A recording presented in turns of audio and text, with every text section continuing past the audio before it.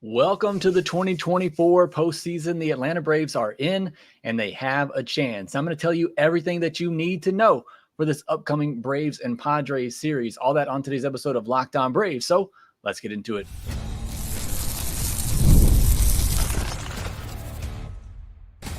You are Locked On Braves, your daily Atlanta Braves podcast, part of the Locked On Podcast Network, your team every day. Hey, and welcome back to Locked On Braves, part of Locked On Sports Atlanta, where we cover your favorite Atlanta sports teams each and every day. I'm your host, Jake Mastriani. You can follow me on social media at Shortstop Ball. Check out the podcast there at LockedOn_Braves. Subscribe to us on YouTube if you're new. Hit that thumbs up button so others can find us. Leave me a comment down below. And if you're listening on the audio version, please leave me a 5-star review on Apple, Spotify, or wherever you get your podcast. And we have made it. Thank you to all of those who have stuck through the season with me. It's been a painful season at times, but we're in the postseason. We got a chance, and we're going to break it all down today. If you're not familiar with the Padres, you want to know more about them, we're going to talk all about it, and I'm going to tell you where maybe the Braves have some advantages that they could take up in the series. I'll be honest, there's not a lot. The Padres are a good team. They're a complete team. It's going to be a tough challenge, but again, we'll break it all down to get you set up for the series, and specifically Game 1, where A.J. Smith-Shawver is going to be on the mound. This episode is brought to you by Booking.com. Booking.yeah. The right stay can make you a fan of any city, even your baseball rivals. Book today on Booking.com, the official accommodation partner of Major League Baseball. Get the Booking.com app today. Well, it is the Braves versus the Padres. As the 2024 postseason gets underway, as I'm recording this on Tuesday afternoon, the Tigers are up 3-0 on the Astros. The Royals and Orioles are just underway. And it's a fun time. It is a new season. That is something that I've come to realize, and I probably should have always realized this. There are two different seasons in baseball. You got the 162, and then you got October. I've been over this in the past. I believe 162 is more indicative of who the best team in baseball is. And for that, congratulations to the Los Angeles Dodgers, who finished the season with the best record.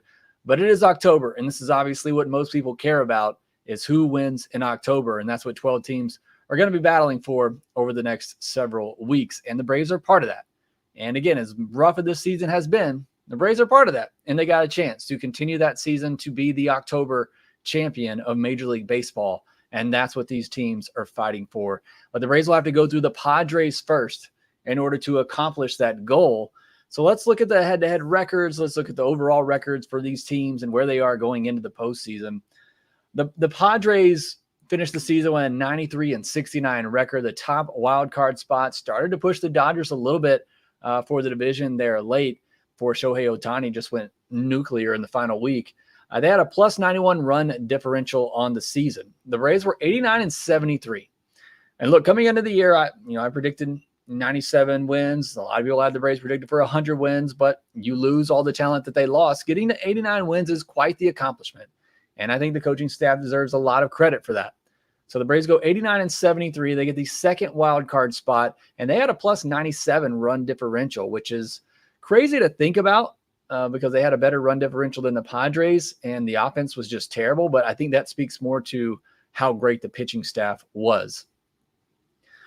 When you're talking about the Padres, though, you really have to look at them in the second half. And a lot of these things we're going to focus on the second half because baseball is a long season. And the team you are in the first half is not always the team that you are in the second half. And injuries, players that you've acquired through the season, I mean, you can see it certainly on the Braves. It is not the same team from the first half as it was in the second half. But you look at the Padres since the All-Star break, they have the best record in all of baseball, going 43-20. So this is a hot team that's playing good baseball down the stretch, which is what you want as a postseason team. You want to be playing your best baseball going into August, September, and obviously into October. The Braves, after the All-Star break, they're 36-31. So not terrible. It feels like it was much worse than that, but that's the 9th best record since the All-Star break. You go back to before the All-Star break, where the Braves and Padres had just played, Braves had a pretty firm lead still on the top wild card spot. They were 4 games up in the top wild card spot, and the Padres were a game out. So again, you can see these two teams kind of went in the second half. Braves kind of just stayed steady, remained the same, while the Padres got absolutely hot and took off and ended up running away with that top wild card spot. Now, these two teams, played twice this year. They played a total of 7 games. The Padres won the season series 4-3. They won a 4-game series in Atlanta in May. The Braves won the second game of a doubleheader at the finale of that series just to avoid getting swept. And I believe that was after the Padres had just got swept in Colorado. And that, to me, had always been the thing with this Padres team. They had the talent to be so good, but they just always were so inconsistent. And for half of this season, that was still the case.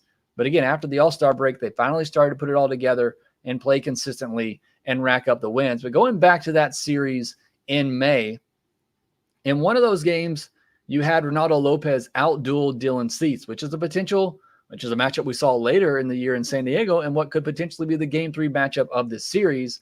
But in the first matchups between those two, Lopez out-dueled him. The Braves had a 5-2 lead going into the 8th inning before Joe Jimenez gave up 4 runs. That's when he's had some bad games this year. They have been really, really bad, and the Braves suffered a 6-5 defeat in that game, despite Ronaldo Lopez throwing a great one. The Padres got to Max Fried in that series, which is a little bit interesting because we're going to talk about it later. The Padres have struggled against left-handed pitching, but they got Max Fried for 3 runs on 9 hits and 2 walks over 4 1/3 innings in that series. And then Chris Sale, he tossed 7 shutout innings in that finale to help the Braves avoid the sweep. And we're going to see Chris Sale mentioned a couple of times here. And like I mentioned, the Padres struggle with lefties, so be great to have him, but that's not the case. If you didn't already see the postseason roster put out for the Braves, Chris Sale is not on there. So he will not be pitching in this series. In that series against the Padres in May, they were without Austin Riley, but they had Ronald, they had Ozzie, they had Ozuna, they had Olsen, they had Michael Harris. So we were really just without Riley at the time. In July, the Braves took 2 of 3 in San Diego. Looked like maybe the Braves were getting going. They, split that 4-game set in Arizona. They took 2 of 3 from the Dodgers going into the All-Star break. But as was the case all year, it was 2 steps forward, 3 steps back for this Braves team. But in that series before the All-Star break in July, Schwellenbach dominated Game 1 of that series as the Braves won 6-1.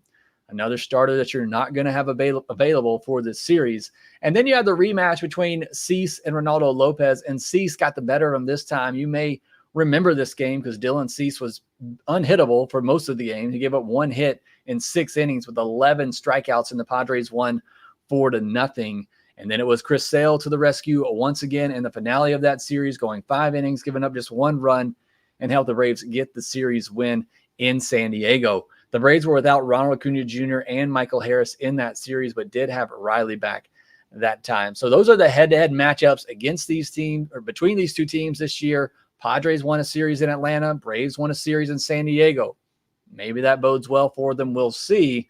In those 7 games, the only starter that the Braves face that they'll see in this series is Dylan Cease. And that's only if it goes to a Game 3. So you don't have much experience against the Game 1 and Game 2 starters in the series. And we'll break down the pitching matchups in the final segment. And meanwhile, the Padres faced Max Fried.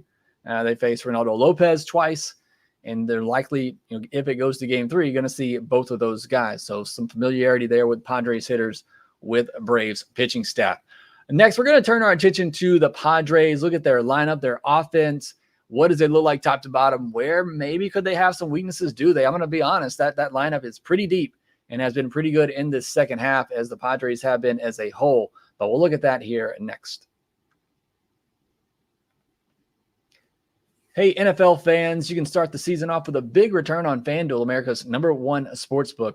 So when you get a hunch in the middle of a game, you can check out the latest stats, view live play-by-play, and so much more on the same page where you place your bets. You'll get started with $200 in bonus bets guaranteed when you place your first $5 bet at FanDuel.com. If you check out the World Series odds out there going into the action today, Dodgers were the favorite at plus 350, the Yankees at plus 400, right behind them, and the Phillies at plus 410, where you're overwhelming favorites going into the postseason to win the World Series. The Padres had the 5th best odds at plus 950. The Braves, 3rd lowest odds at plus 2,300, only ahead of the Royals and Tigers. Like I said, the Tigers are up right now and the Royals are getting underway, and it's a brand new season, so anything can certainly happen. But you can check all that out at FanDuel.com. Also, make sure you visit FanDuel.com/playsafe for tools and resources to help you stay in control of the way you play. That's FanDuel, America's #1 sportsbook.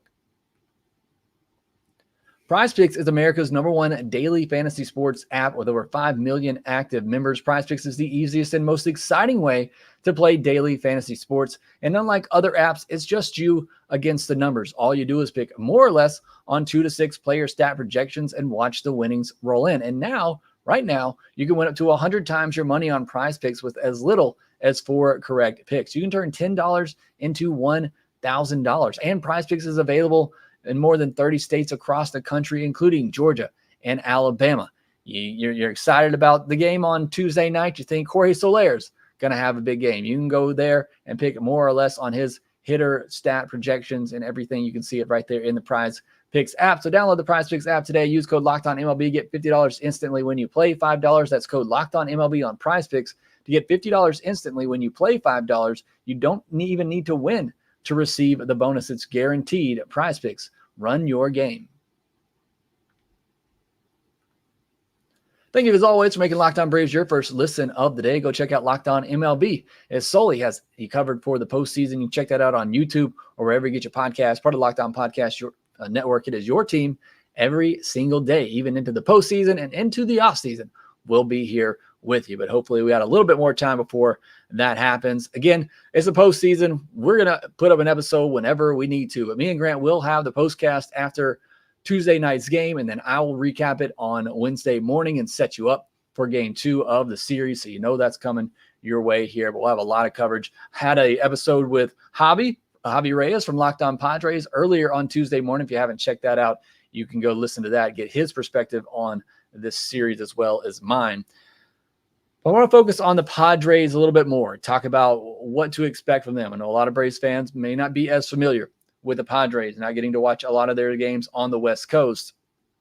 It's a good team. I mean, there's no other way to put it. It's a top 10 offense. It's a starting staff that's gotten better and better as the year has gone on. It is one of the better bullpens in all of baseball. They made some big upgrades at the trade deadline. It's a really good team. And you're playing them in a ballpark that's probably going to have a great atmosphere there. Padres fans have been really good as they've ticked up in their talent over the last several years. So it's an uphill battle for sure for this Braves team.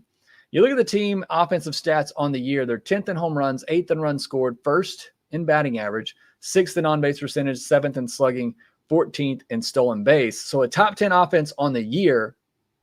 But you look at it since the All-Star break, 5th in runs, 7th in home runs, 2nd in average, 4th in on-base percentage, 3rd in slugging, 15th in stolen bases. So since the All-Star break, it's been one of the top 5 offense in all of baseball.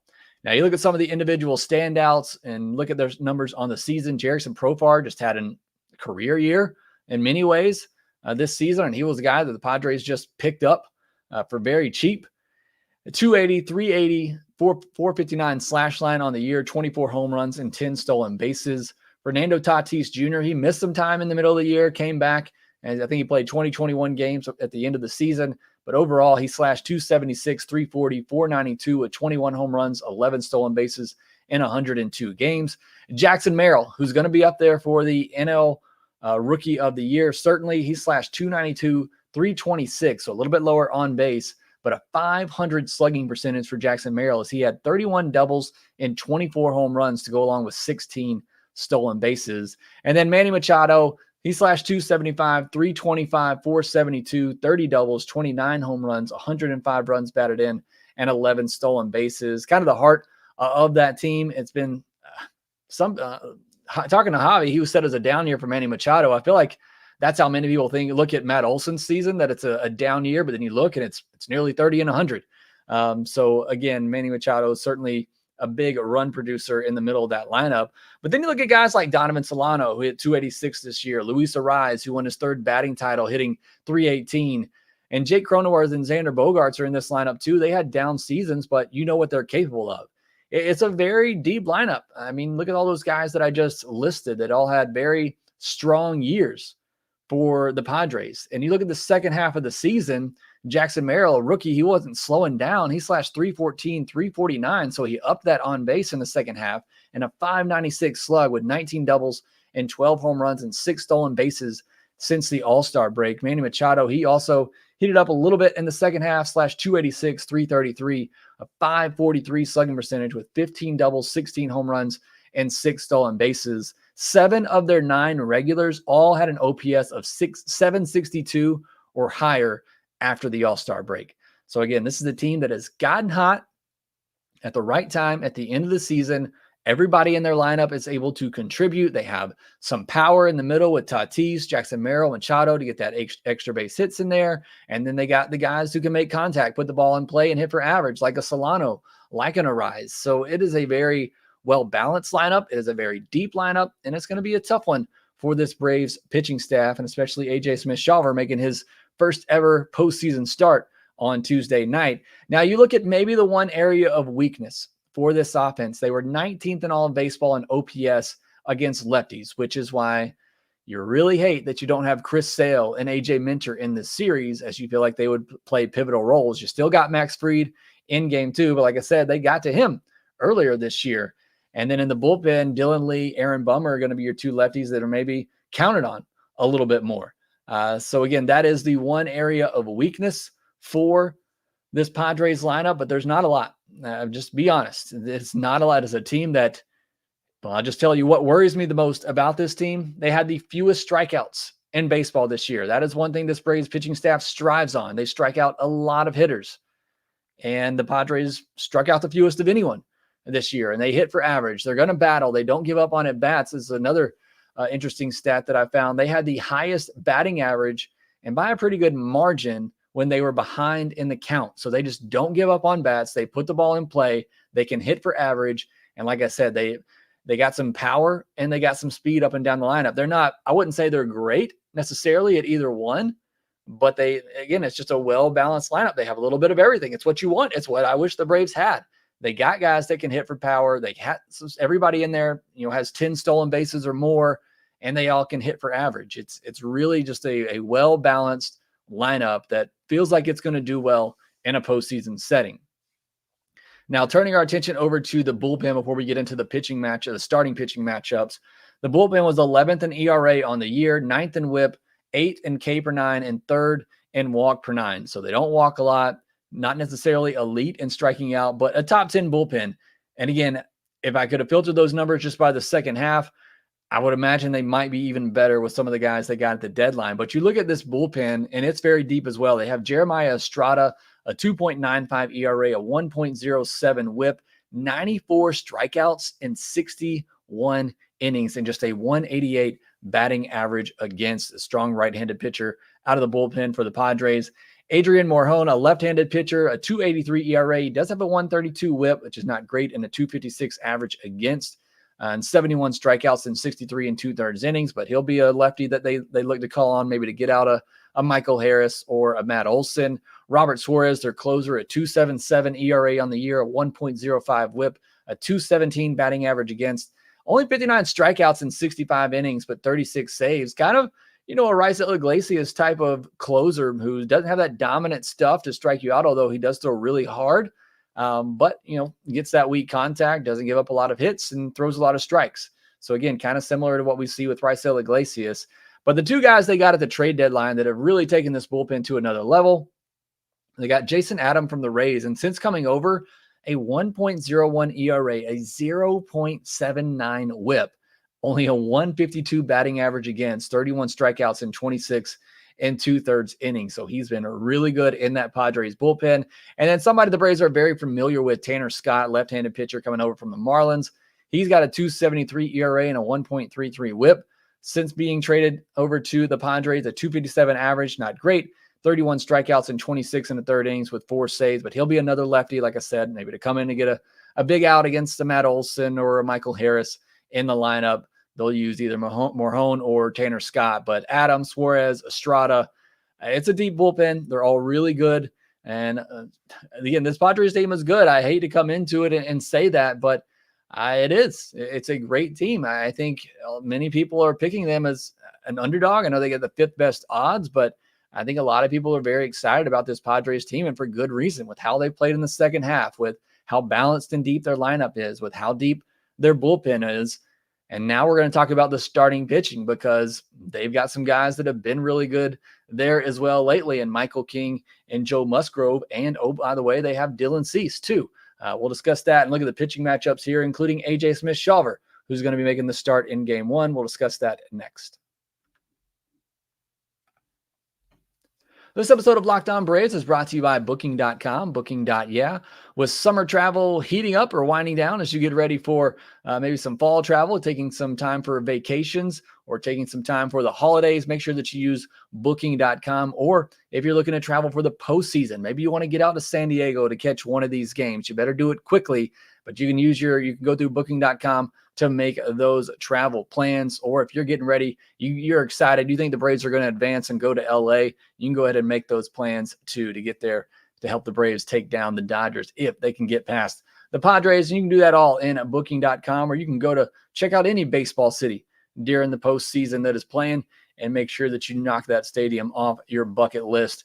And again, the right stay can make you a fan of any U.S. city, even your rivals. Book today on Booking.com on the site or in the Booking.com app.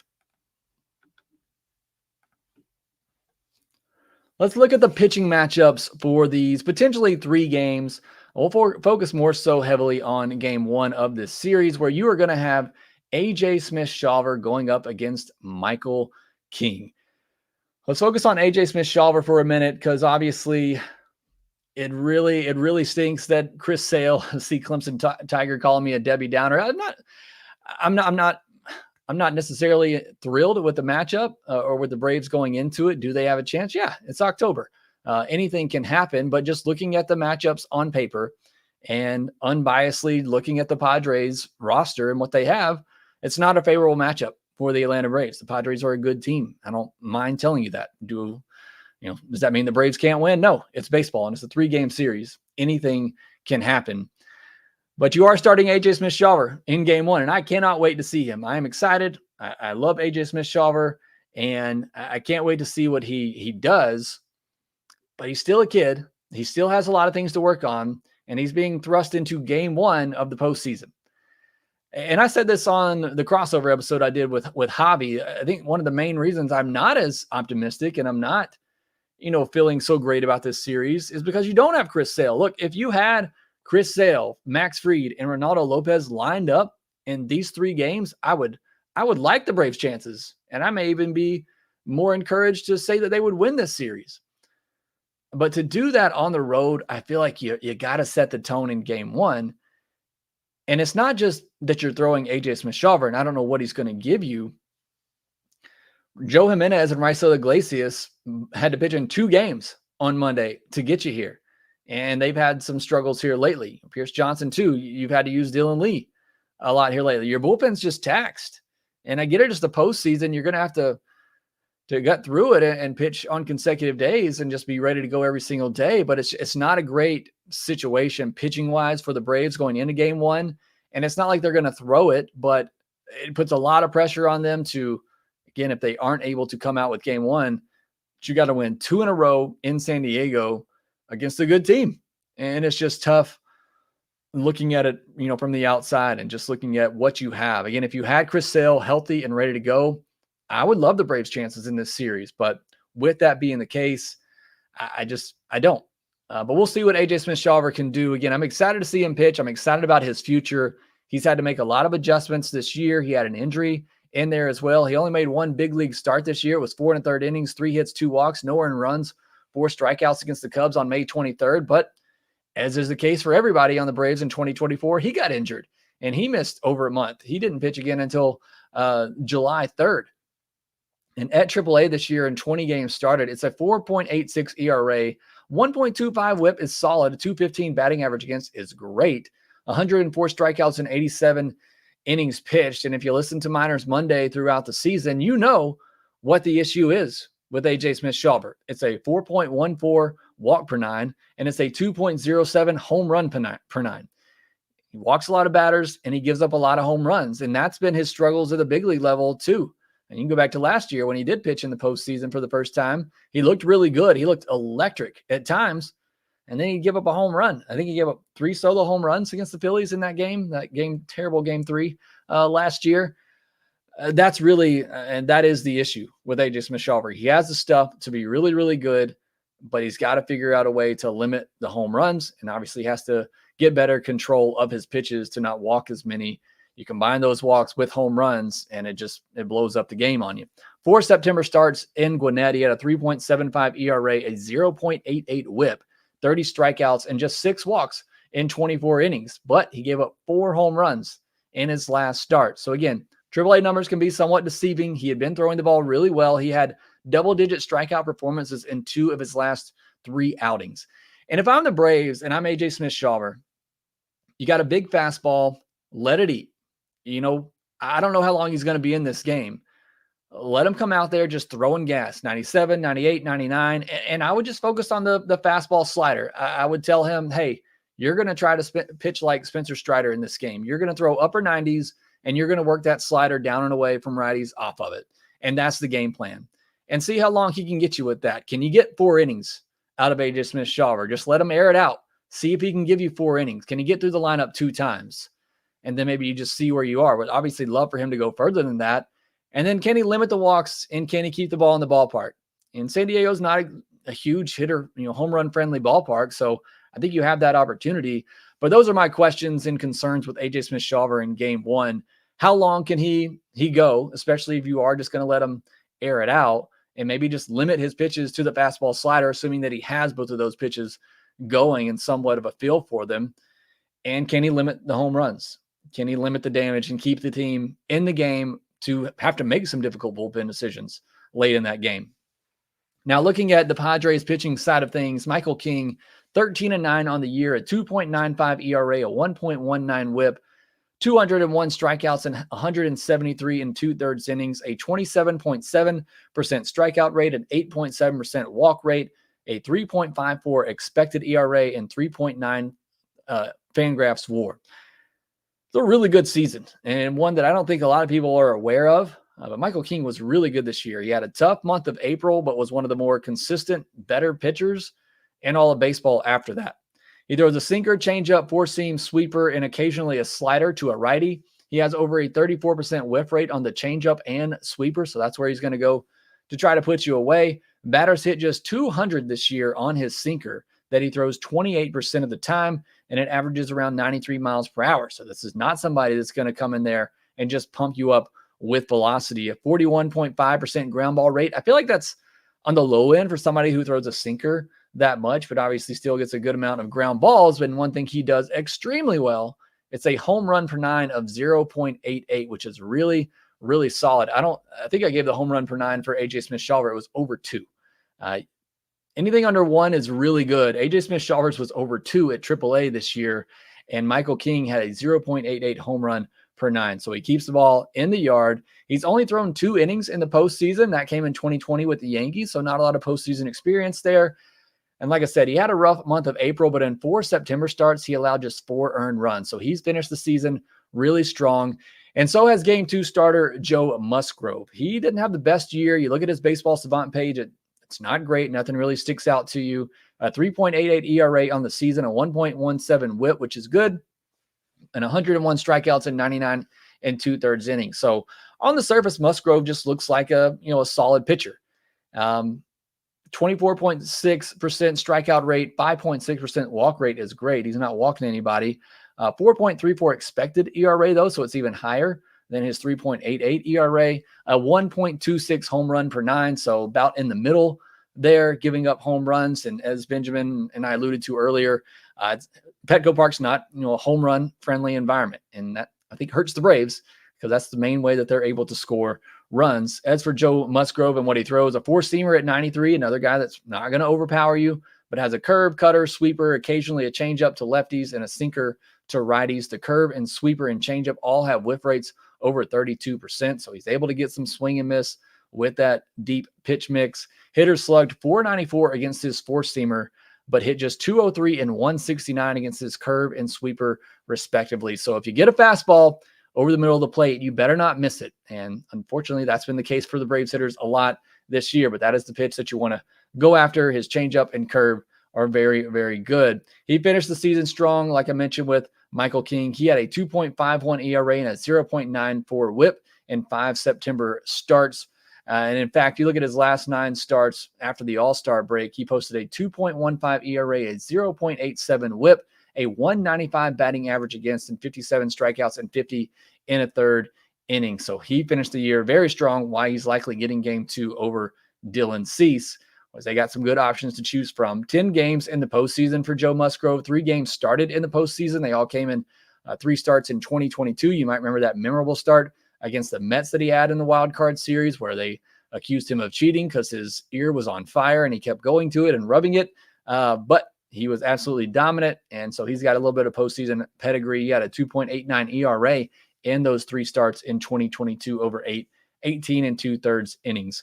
We won't get into Dylan Cease too much right now. Again, that's an if necessary game 3, but that's who they would start. It would be the 3rd time that Reynaldo Lopez and Dylan Cease have matched up this year, and they've split that. So it'll be interesting to see if that does happen, who gets the rubber match of that head-to-head matchup. But again, a lot to cover this week. Hopefully this is helpful for you to get to know the Padres a little bit more and what the Braves are facing. And it's a tough challenge. And I guess I'll go ahead and give my prediction. If you've been listening, you probably know which way I'm leaning. I don't think the Braves get it done. If you can get it to a game 3, then I like the Braves' chances, obviously. But I just don't know what to expect in game 1. And you fall behind on the road in a series like this against a team like that, it's going to be tough. Carlos, if there is a game 3, then I like the Braves' chances. But I just don't know that I trust this offense enough against the pitching. And again, you're not conceding game 1, but it certainly feels like game 1's going to be tough. If they win game 1, you better win this series because you find a way to win game 1, and then you got Max Fried and Reynaldo Lopez waiting on you, waiting in the next 2 games, then advantage goes your way. But it's just, again, on paper, game 1 does not look like a great matchup for the Braves. So I picked the Padres again to win this series, but if the Braves can get it to a game 3, I certainly like their chances. But this is the challenge that the Braves have to face. So again, hopefully this was helpful for you as you get set up to watch game 1 tonight and get ready for this series. Hopefully the Braves are able to pull it out. Certainly be cheering hard for them to get it done. Staying up late night for you, having a postcast after the game. So make sure that you look out for that. Me and Grant will get that to you as soon as we can once the game is over. And then I'll be back on Wednesday morning to recap it and get you set up for a game 2. But it is postseason baseball. Let's go Braves. Thank you all for joining me here on today's podcast. Thank you for making us your first listen of the day. Go check out Locked On MLB for your second listen. And you can listen to this series on SiriusXM with the SXM app. Just search for Braves in there. Make sure you subscribe on YouTube if you're new. Hit that thumbs up button, please, if you haven't already. And thanks to all those who joined me live for today's episode. AJ Evans in there, Live S, Carlos, I mentioned earlier, Patrick McCarthy, Kyle, MCN, Leland, Everydayer, Blake Newsome. Thank you all for joining Mass Boost in here. Thank you all. Appreciate the support you've given me all season long. Let's go get it. Let's hope that the Braves put it all together for a good postseason run, just like they did in 2021. That's what we're hoping for. But again, thank you for joining me here today. Make sure that you rate, review, and subscribe to the Locked On Braves podcast wherever you get your podcast, and we will talk to you next time.